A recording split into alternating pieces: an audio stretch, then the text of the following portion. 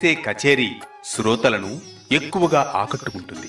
ఈ విధంగా సంగీత రసాస్వాదనకు వాయిద్యాలు ఎంతగానో ఉపయోగపడతాయి.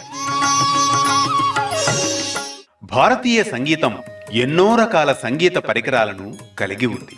వీటిలోని వైవిధ్యాన్ని తెలుసుకోవాలంటే ఒక జీవితకాలం సరిపోదు. ఈ సందర్భంలో ఒక ఆసక్తికరమైన సత్యాన్ని చెప్పుకోవాలి. భారత సంగీత వాద్యాలు కొన్ని వేల ఏళ్లుగా ఎలాంటి మార్పులకు లోను కాకుండా అలానే నిలిచి ఉన్నాయి. మీరు ఏదైనా ప్రాచీన ఆలయానికో లేక పురాతన కట్టడానికో వెళ్లి అక్కడ ఉన్న సంగీత కళాకారుల విగ్రహాలను గమనించండి. వారి చేతుల్లో ఉన్న సంగీత పరికరాలను మీరు సులభంగా గుర్తుపట్టగలరు. ఎందుకంటే ఆ పరికరాల్ని నేటికి చూస్తున్నారు కనుక. ఉదాహరణకు వీణ, పిల్లన గ్రోవి, మృదంగం, తబలా మొదలైన వాద్య పరికరాలు కొన్ని వేల ఏళ్ల క్రితం ఎలా ఉండేవో ఈరోజు కూడా అలానే ఉన్నాయి.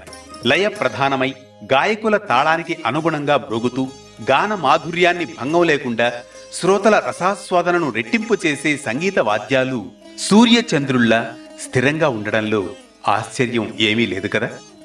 భారతీయ సంగీత పరికరాలు 4 విధాలు.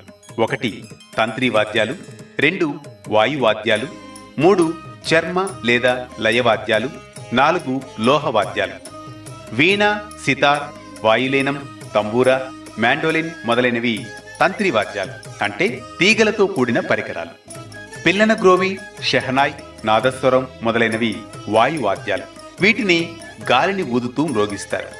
చర్మ లేదా లయవాద్యాలకు ఉదాహరణలు మృదంగం, తబలా, డోలు, ఘటం మొదలైనవి.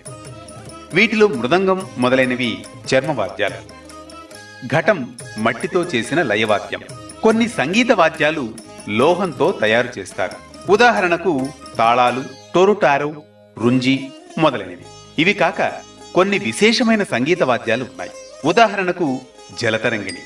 పింగాణి గిన్నెల్లో నీళ్లు పోసి 2 పుల్లలతో మ్రోగిస్తూ నాదాన్ని సృష్టించడం జలతరంగిణిలోని విశేషం.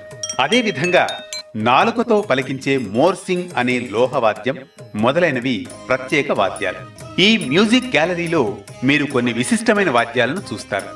ఆది తంబూరా, అంబర్ కుయల్, బాలకోకిలం, బ్రహ్మతాళం వంటి వాద్యాలు ప్రదర్శనలో ఉన్నాయి. మరెందుకు ఆలస్యం? పదండి, సంగీత ప్రపంచంలోకి ప్రయాణిద్దాం.